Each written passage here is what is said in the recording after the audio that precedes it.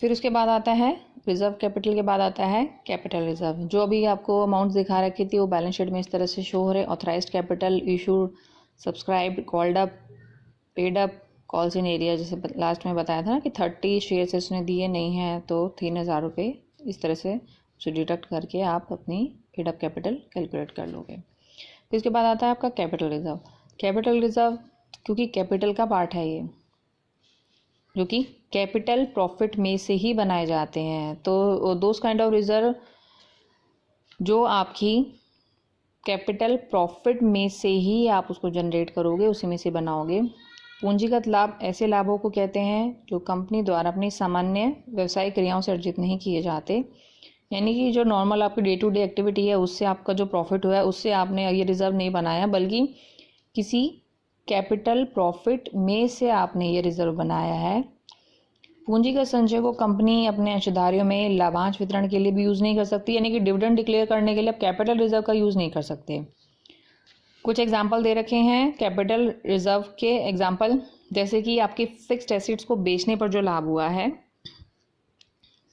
Revaluation पर profit अगर होता है, यानी कि जैसे सपोज आपकी कोई लैंड है, आज आपने 5 लाख की ली, आने वाले 10 सालों में 50 लाख की हो जाती है, यानी कि रिवैल्यूएशन जब हुआ उसका तो उस पर जो आपको प्रॉफिट है that is a capital profit, जिसमें से आपने रिजर्व बनाया है। फिर आता है आपका शेयर्स या डिबेंचर्स की इशू करने पर जो आपको प्रीमियम है वो, डिबेंचर्स के रिडेम्पशन पर प्रॉफिट हुआ है वो आपका कैपिटल रिजर्व है। समामेलन से पूर्व का लाभ और अंशों के अपहरण से लाभ, यानी कि शेयर्स को फोरफिट करने से जो आपको प्रॉफिट होता है, ये आपका कैपिटल रिजर्व है।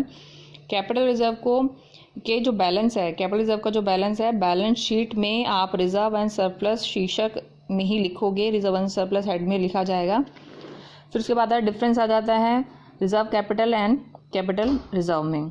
तो बता दिया है आपका जो रिजर्व कैपिटल है यह जो अब आपका एक छोटा सा इसमें बताते हैं पॉइंट क्या है। रिजर्व कैपिटल यानी कि कैपिटल से रिलेट करता है ये कि ना मांगी गई पूंजी का व्यवहार। कैपिटल जो आपने स्टार्टिंग में लगाई थी एज अ शेयर्स के रूप में, उसमें से जो आपने नहीं मंगाया है यह वो रिजर्व है जो कंपनी के समापन के अतिरिक्त किसी भी दशा में नहीं मंगाया जाएगा। जब आपका कंपनी का समापन हो जाएगा उसी टाइम पर आप इस रिजर्व को यूज़ कर सकते हो, अदरवाइज़ पूरे जीवन में नहीं यूज़ करोगे। और आपका कैपिटल रिजर्व है क्योंकि कैपिटल प्रॉफिट में से क्रिएट किया जाएगा, और आपको इधर बता ही मेंशन कर दिया है वही सब है। और क्योंकि ये लाभ सामान्य व्यवसायिक क्रियाओं से अर्जित लाभ नहीं है, तो यानी कि कैपिटल का पार्ट है, कैपिटल प्रॉफिट का पार्ट है, और ये आपकी कैपिटल का पार्ट है। अब जो आपका रिजर्व कैपिटल है उसका निर्माण करना अनिवार्य नहीं है। It is not important to use make reserve capital.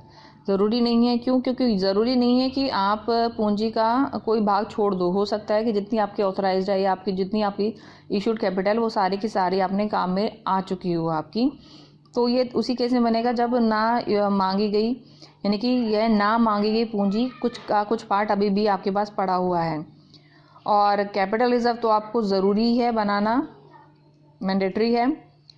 इसके निर्माण के लिए, यानी कि रिजर्व कैपिटल के निर्माण के लिए कंपनी विशेष प्रस्ताव पास करेगी तभी ये बनाया जाएगा, और इसके लिए क्योंकि मैंडेटरी है तो कोई विशेष प्रस्ताव की इसमें आवश्यकता नहीं होती। यह वह राशि है जो प्राप्त नहीं हुई है वही है आपका रिजर्व कैपिटल, और यह वह राशि है कैपिटल रिजर्व जो प्राप्त हो चुकी है। क्यों हो चुकी है? क्योंकि ये कैपिटल प्रॉफिट का पार्ट है। इसको बैलेंस रिजर्व कैपिटल को कभी भी आपने देखा होगा कि बैलेंस शीट में नहीं शो की गई होगी, इसे बैलेंस शीट में नहीं दिखाया जाता है, जबकि आपका कैपिटल रिजर्व जो है रिजर्व एंड सरप्लस हेड के अंडर दिखाया जाएगा, और इसका प्रयोग कंपनी के समापन की दशा में ही किया जाएगा रिजर्व कैपिटल का, जबकि इसका प्रयोग कंपनी के जीवन काल में ही, जैसे आपका कैपिटल प्रॉफिट होने से आपने रिजर्व बनाया है, अगर आपको कैपिटल नेचर की हानियां होने लग जाती हैं तो भी इसको कंप्लीट करने में या बोनस अंशों के निर्गमन में इसका यूज़ किया